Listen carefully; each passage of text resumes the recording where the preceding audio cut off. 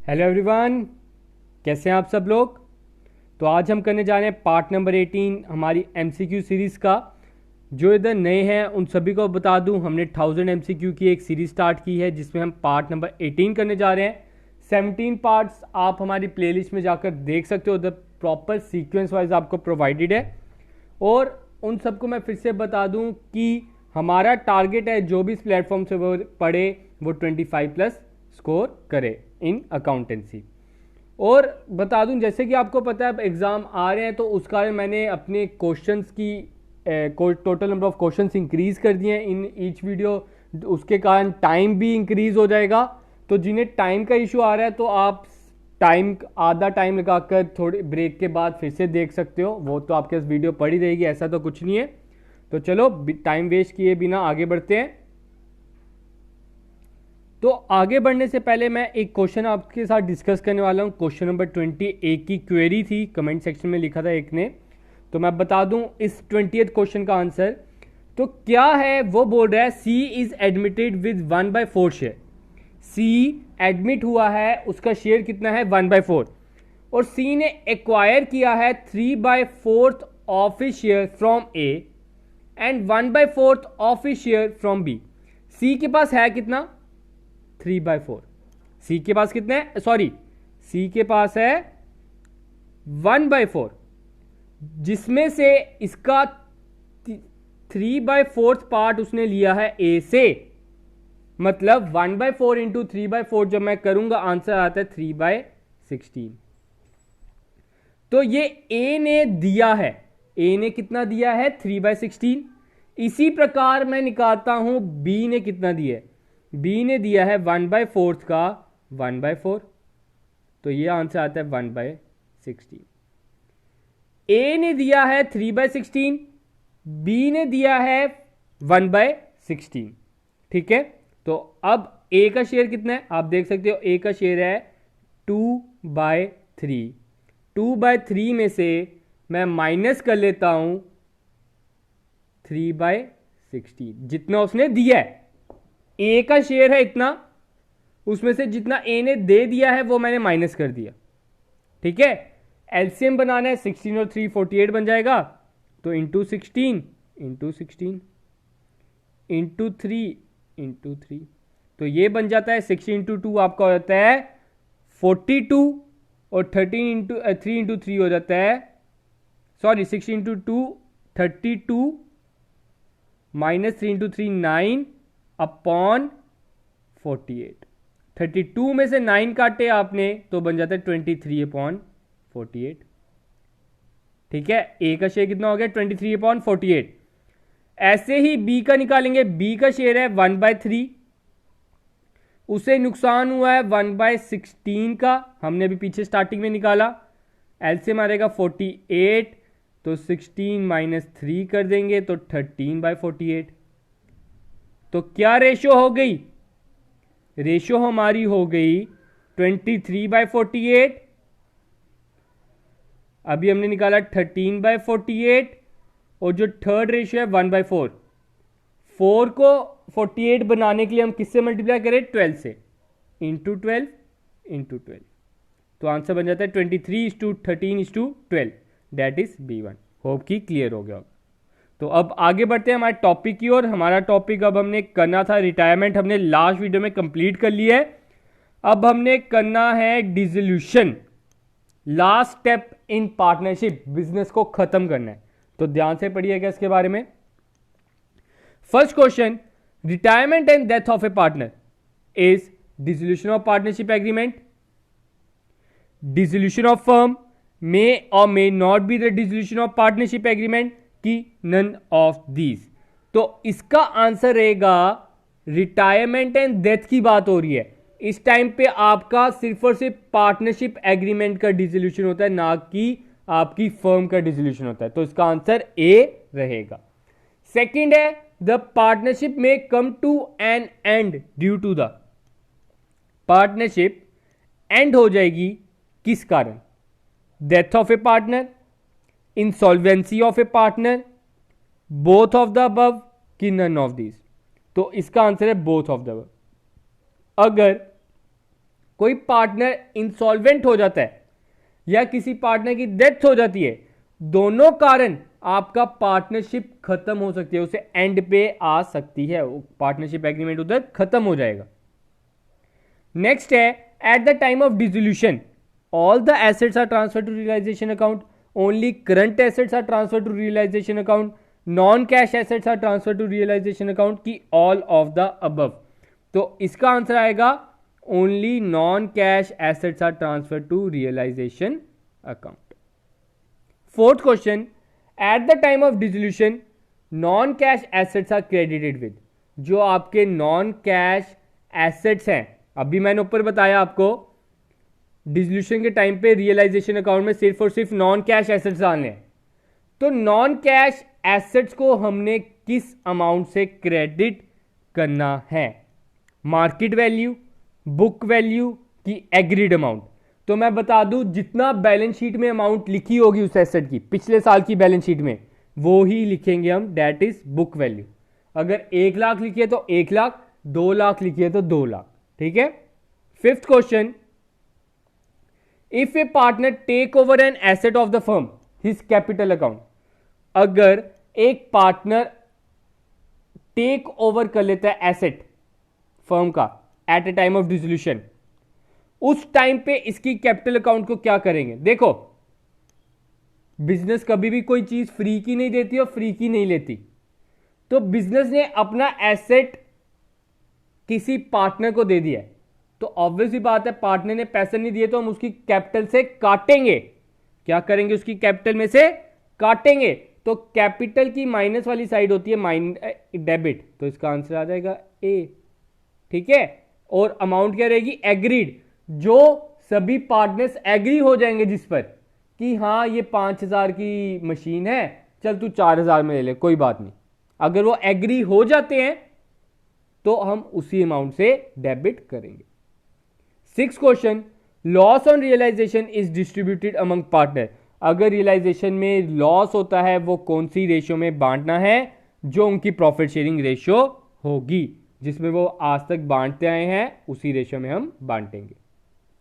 Loss on realisation, loss on realisation क्या होगा, जब आपको रियलाइजेशन पे लॉस होता है तो एक तरह का नुकसान होता है, नुकसान वो कौन झेलेगा, पार्टनर झेलेगा, पार्टनर अगर झेलेगा उसकी हम डेबिट साइड डाल देंगे। तो 7th का आंसर क्या आ जाएगा, A1। 8th question partners are liable to settle the account of account payable even from their dash if they are solvent, वो बोल रहा है पार्टनर्स लाइबल हैं अपने अकाउंट जो अकाउंट पेएबल हैं उसे सेटल करने के लिए, अगर वो सॉल्वेंट है, अपने वो प्राइवेट सोर्सेस मतलब अपने घर की खेती से भी दे सकते हैं वो पैसा अकाउंट पेएबल, ठीक है। अपनी कैपिटल पोर्शन तो पहले उनकी लगेगी, प्रॉफिट शेयरिंग भी लगेगी, लेकिन वो प्राइवेट सोर्सेस से भी दे सकते हैं, वो लाइबल हैं, ठीक है, because there liability is unlimited. 9th question dash of partner will be paid of before the settlement of partners capital, वो कह रहा है हमने क्या पे ऑफ करना है सबसे पहले पार्टनर्स कैपिटल के देने से पहले। तो मैंने आपको बताया था सीक्वेंस, सबसे पहले आपने क्या देना होता है, आउटसाइड लाइबिलिटी, सबसे पहले क्या देना होता है, आउटसाइड लाइबिलिटी, लाइबिलिटी के बाद पार्टनर लोन, पार्टनर लोन के बाद पार्टनर कैपिटल, तो पार्टनर लोन को आपने पहले पे करना है। 10th question on the dissolution of the firm following steps are necessary, pay off the डेब्ट and liability of the firm, pay the loan of the partner, both of the above की pay off capital. तो 10th का आ जाएगा both of the above, dissolution के time पे हम debts और लाइबिलिटी को भी पे करेंगे as well as loan of the partner, उसकी कैपिटल पे ऑफ करना इतना जरूरी नहीं है, अगर बच जाएगा तो पे ऑफ कर देंगे। 11th question the process of disposing of the assets and the paying off liability is called, ठीक है। मैंने आपको रियलाइजेशन अकाउंट की डेफिनेशन लगाई थी और वो कुछ इसी प्रकार की मिलती जुलती थी, तो इसका आंसर रियलाइजेशन अकाउंट आ जाएगा। 12th question if one partner become insolvent in what ratio solvent partner bear the deficiency. अगर कभी एक पार्टनर इनसॉल्वेंट डिक्लेयर हो जाता है, मतलब कंगाल, वो उसके ऊपर लाइबिलिटी ज्यादा हो गई है एज कंपेयर टू एसेट, उस टाइम पे रेशियो क्या रहेगी सॉल्वेंट पार्टनर्स की डेफिशिएंसी को बियर करने के लिए? तो इसका आंसर आएगा in the ratio of their capital as it stood just before the liquidation. तो वो कौन सी रेशियो में देंगे? अपनी कैपिटल के अकॉर्डिंग, जब वो उनकी फर्म लिक्विड हो रही है, जब वो उनकी फर्म खत्म हो रही है। What will be passed for creditors liability at the time of dissolution when all partners are insolvent? जब सभी पार्टनर्स इंसॉल्वेंट है, हमने अब क्रेडिटर की लाइबिलिटी पे ऑफ करनी है, तो उस टाइम पे क्या एंट्री पास होगी? तो उस टाइम पे आप एंट्री पास करोगे liability account debit, cash account credit और डेफिशिएंसी अकाउंट क्रेडिट। ये क्यों? देखो, फॉर एग्जांपल आपकी लाइबिलिटी है 10 रुपए, लाइबिलिटी है कोई 10 रुपए की, आपके पास कैश पड़ा है 8 रुपए और कुछ नहीं पड़ा देने के लिए, और जो पार्टनर है वो भी कंगाल है, वो क्या है? इंसॉल्वेंट, मैंने ऊपर लिखा हुआ है, उनके पास कुछ नहीं है। अगर होता तो हम उनकी कैपिटल, उनकी प्राइवेट सोर्सेज से दे देते, लेकिन ऐसा कुछ नहीं है।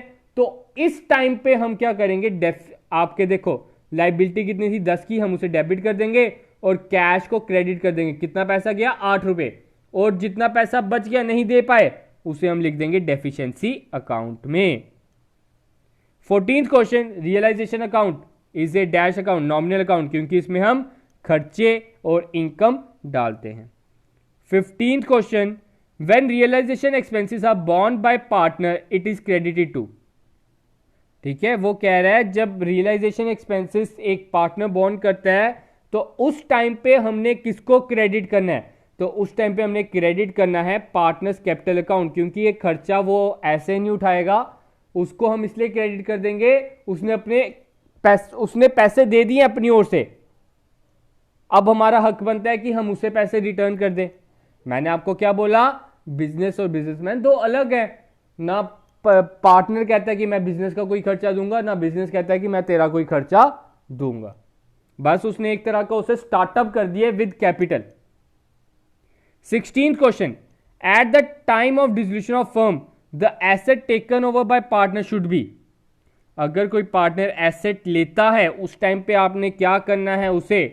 उसे आपने करना है डेबिटेड टू रियलाइजेशन अकाउंट, या तो आपने उसे डेबिटेड नहीं, क्रेडिटेड, हमने रियलाइजेशन अकाउंट के क्रेडिट करना है और पार्टनर कैपिटल अकाउंट के डेबिट करना है, उसके कैपिटल से हम पैसा काट लेंगे। तो 16 का आंसर है A1।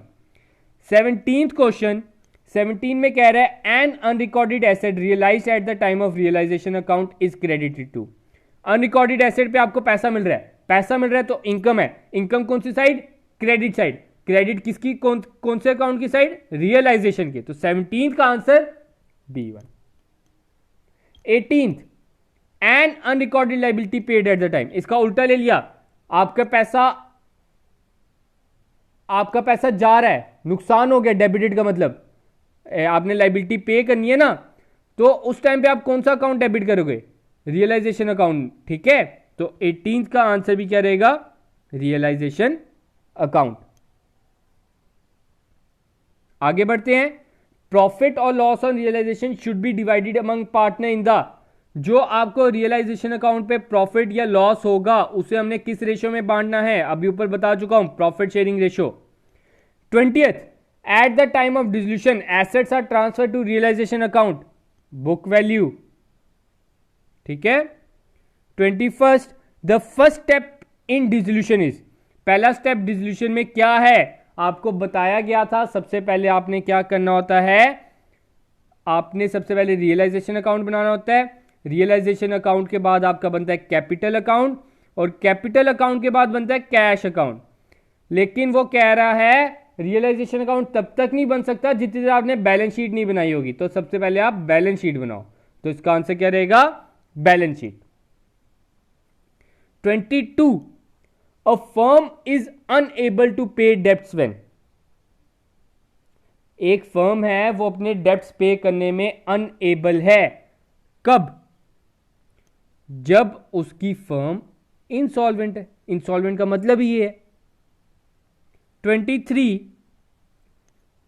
In which condition a partnership firm is deem to be dissolve, नीचे दिए गए ऑप्शन में से किस टाइम पे पार्टनरशिप फर्म बोल रहा है, वो ध्यान से ये चीज पढ़नी है आपने। पार्टनरशिप फर्म कब डिसॉल्व होती है? On partners admission, on retirement of partner, on expiry of period of partnership की, ऑन लॉस इन पार्टनरशिप। तो इसका आंसर रहेगा जब आपका पीरियड है पार्टनरशिप का वो एक्सपायर हो जाएगा। 24, court can make an order to dissolve the firm when, अब कोर्ट कब ऑर्डर दे सकती है फर्म को डिसॉल्व करने का? तो इधर ऑप्शन आपका आ जाता है some partners has become fully mad, कुछ पार्टनर्स अगर उनका मेंटल स्टेबल नहीं है, उनकी अगर माइंड स्टेबल नहीं है, तो उस टाइम पे कोर्ट ऑर्डर दे सकती है कि फर्म को बंद किया जाए। Next question, on dissolution of a firm realisation account is debited with, जब आप डिसोल्यूशन अकाउंट बनाते हो, रियलाइजेशन अकाउंट में आपने क्या डेबिट करना है? आपने उसमें डेबिट करना है all assets to be realised. मैंने लेक्चर में बता चुका हूं, आप वो एक बार देख लें, उधर से क्लियर हो जाएगा। On dissolution of firm out of the proceeds received from the sale of assets dash will be paid first of all. अभी ऊपर मैंने बताया सबसे पहले आपने पेमेंट किसकी करनी होती है? सबसे पहले आपने पेमेंट करनी होती है आउटसाइड क्रेडिटर की, मतलब आउटसाइड लाइबिलिटीज की आपने पेमेंट करनी होती है। उसके बाद कोई पार्टनर का लोन है तो वो पे करो, उसके बाद पार्टनर की कैपिटल। तो इसका आंसर क्या रहेगा? Outside creditor.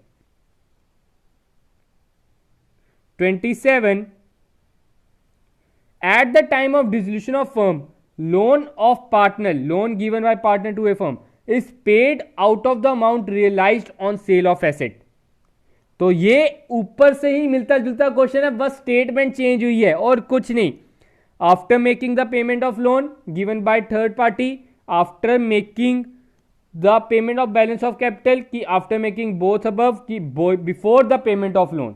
तो सबसे पहले आपने थर्ड पार्टी को पेमेंट करनी है, उसके बाद ही हम लोन ऑफ पार्टनर पे करेंगे।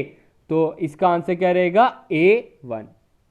28, at the time of dissolution of firm at which stage the balance of partners capital account is paid, किस टाइम पे आपने पार्टनर की कैपिटल की पेमेंट करनी है? Third point, that is last point.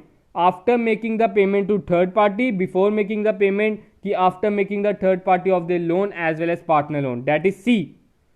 उसके लोन की पेमेंट के बाद लास्ट में हमने पेमेंट करनी है पार्टनर की कैपिटल की। 29, on firm's dissolution which one of the following account should be prepared at the last, firm के डिसोल्यूशन के टाइम पे कौन सा अकाउंट आपने लास्ट में बनाना है? मैंने अभी ऊपर बताया, फर्स्ट बनता है रियलाइजेशन अकाउंट, देन बनता है कैपिटल अकाउंट, कैपिटल के बाद बनता है कैश अकाउंट। कैश अकाउंट असली में बनाने की जरूरत नहीं होती, लेकिन आप इसलिए बनाते हो, आप चेक करते हो आपका डेबिट इज टू क्रेडिट आना चाहिए हमेशा जब आप बंद कर रहे हो, क्योंकि जितना पैसा है उतना आपने पूरा का पूरा पैसा खत्म करना है, कोई पैसा अब आपने रखना ही नहीं है क्योंकि बिजनेस ही बंद कर रहे हो। तो उस कारण हम बनाते हैं लास्ट में कैश अकाउंट। तो इसका आंसर क्या रहेगा? 29 का C. 30th, in the event of dissolution of firm the partners personal assets are first used for payment of the, तो सबसे पहले पेमेंट किसको करनी होती है? ये क्वेश्चन उसी से रिलेटेड है। तो सबसे पहले हमने पेमेंट करनी है, सबसे पहले उसकी क्या होगा? उसकी पर्सनल लाइबिलिटी, उस इंसान की अपनी पर्सनल लाइबिलिटीज भी तो होंगी, सबसे पहले वो पे करेगा, उसके बाद फर्म की पे करेगा। ठीक है, तो इसलिए पहले आंसर बी रहेगा। 31st, change in the a partnership firm is compulsory dissolve, partnership firm कब कंपल्सरी डिसॉल्व होगी? When it is declared illegal. तो कंपल्सरी उन्हें डिसॉल्व करनी ही पड़ेगी अगर उनका बिजनेस इलीगल है। 32 change in existing agreement between the partners is called. अगर एग्जिस्टिंग एग्रीमेंट चेंज होता है पार्टनर्स के मंग तो उसे हम क्या बोलेंगे? डिसोल्यूशन ऑफ फर्म की डिसोल्यूशन ऑफ पार्टनरशिप। इजी है, that is dissolution of partnership. Profit और loss on realisation is transfer to, realisation पे जो भी प्रॉफिट या नुकसान होगा वो आपने कहां पे ट्रांसफर करना है? To capital account of partner. वो सिर्फ और सिर्फ पार्टनर ही झेलेंगे। अगर प्रॉफिट हुआ तो भी पार्टनर का, नुकसान हुआ तो भी पार्टनर का। ठीक है, अब हम बढ़ते हैं 34 क्वेश्चन पे। 34 क्वेश्चन बोल रहा है which of the following is transferred to realisation account. अभी हमने ऊपर पढ़ा रियलाइजेशन अकाउंट में सिर्फ और सिर्फ नॉन कैश एसेट्स आते हैं। तो आप देख रहे हो it is a cash asset, this is also a cash asset. कोई पैसा पड़ा हुआ है, balance of profit and loss account होता है, कोई पैसा पड़ा हुआ जो आपने डिस्ट्रीब्यूट नहीं किया। Reserve is also your cash equivalent. ठीक है, तो इसका आंसर क्या आ जाएगा? Amount realised on sale of asset. ये आपका रियलाइजेशन अकाउंट में ट्रांसफर होगा। तो 35 की बात करते हैं। 35 क्या बोल रहा है? Which of the following is not transfer to realisation account. कौन सा रियलाइजेशन अकाउंट में ट्रांसफर नहीं होगा? तो ऑल ऑफ द अबव, ऊपर वाले ही ऑप्शन है सारे। ठीक है, 36 cash balance shown in balance sheet is shown on dissolution of firm in. जो आपका कैश बैलेंस है बैलेंस शीट में शो कर रहा है, डिसोल्यूशन के टाइम पे आपने उसे कहां पे ट्रांसफर करना है? उसे हमने शो करना है सिर्फ और सिर्फ कैश अकाउंट में, उसका ओपनिंग बैलेंस के तौर पर। 37 on firm's dissolution on realisation of goodwill which was given in balance sheet will be credited to. Firm की डिसोल्यूशन पे जो गुडविल की रियलाइजेशन होगी वो आपने कहां पर क्रेडिट करनी है? तो उसे हमने क्रेडिट करनी है, हमें गुडविल मिल रही है, गुडविल पे पैसा मिल रहा है, तो क्रेडिट हम उसे करेंगे रियलाइजेशन अकाउंट में। 38 on payment of expenses of dissolution account will be debited. जब आप डिसोल्यूशन के एक्सपेंस पे करते हो उस टाइम पे कौन सा अकाउंट डेबिट करोगे? तो आपका वो जो अकाउंट है रियलाइजेशन अकाउंट, ठीक है, वो ही आप डेबिट करोगे। Expenses are shown on the debit side, तो इसका मतलब रियलाइजेशन अकाउंट को ही डेबिट करोगे। यस की एंट्री क्या हो जाएगी? Realisation account debit to cash. ठीक है, 39 investment value 2 lakh were not shown in the book. One of the creditor took over these investment in full satisfaction of his debt of 2,20,000. How much amount will be deducted from creditor? हम creditor से कितनी amount deduct करेंगे? हमने creditor को देने थे 2,20,000। हमारी एक इन्वेस्टमेंट पड़ी थी 2 लाख की। क्रेडिटर कहता मुझे ये दे दो मेरी फुल सेटलमेंट में। क्रेडिटर भी राजी, हम भी राजी, तो बाकी क्या करें? सब कुछ दोनों पार्टी आपकी राजी हो गई हैं, तो क्रेडिटर के अमाउंट में से हम 2,20,000 ही काटेंगे, ना कि 2 लाख। हम उसके अकाउंट से 2,20,000 ही काटेंगे। 40th Anu, Bina and Charan are partners. The firm had given a loan of 20,000 to Bina. On the event of dissolution, the loan will be settled by. अनु, बीना और जो चरण है वो पार्टनर है। The firm had given a loan of 20,000 to Bina. Firm ने क्या किया था? 20,000 दिए थे बीना को। बीना को लोन दिया है। On the event of dissolution the loan will be settled by. जो ये लोन है ये कैसे सेटल किया जाएगा? By transferring it to debit side of Bina's capital account. इसे हम बीना की कैपिटल अकाउंट के डेबिट साइड डाल देंगे, क्योंकि हमने ये बीना से लेना है, बीना की कैपिटल से काटना है, तो इसलिए उसकी कैपिटल से काट लिया मैंने, debit side. 41 on dissolution of a firm a partner took over the investment of 15,000 at 19,000 by how much the realisation account will be credited. हमने रियलाइजेशन अकाउंट को कितनी अमाउंट से क्रेडिट करना है, ठीक है। तो इसका आंसर रहेगा 19,000 से ही, जितनी अमाउंट पे हमने उसे बेचा है। 42 on dissolution of firm which item is debited to the realisation account. कौन सी आइटम आपकी जो रियलाइजेशन अकाउंट में डेबिट साइड आएगी, तो that is realisation expenses paid by partner. Reserve तो शो ही नहीं होता, अनरिकॉर्डेड एसेट आपका आ जाएगा क्रेडिट साइड, और क्रेडिटर बैलेंस जो बैलेंस शीट में है वो आपका भी कहाँ पे आ जाएगा, क्रेडिट साइड। उसका बैलेंस की बात हो रही है, ना कि उसकी पेमेंट की। तो इसका आंसर क्या रहेगा, A1। तो आज का हम टॉपिक इधर ही रखते हैं, हमारा डिसोल्यूशन खत्म हो गया। उसके बाद PFMS पकड़ेंगे, उसके कुछ ही क्वेश्चन है, इतना इंपॉर्टेंट टॉपिक नहीं है। उसके बाद सोशल ऑडिट वगैरह टॉपिक बच गया है। उसके बाद थोड़े ही और क्वेश्चन है, जल्द से जल्द खत्म करने की हम कोशिश करेंगे। तो आज के लिए इतना ही रखते हैं guys. Thank you, have a good day and enjoy day guys.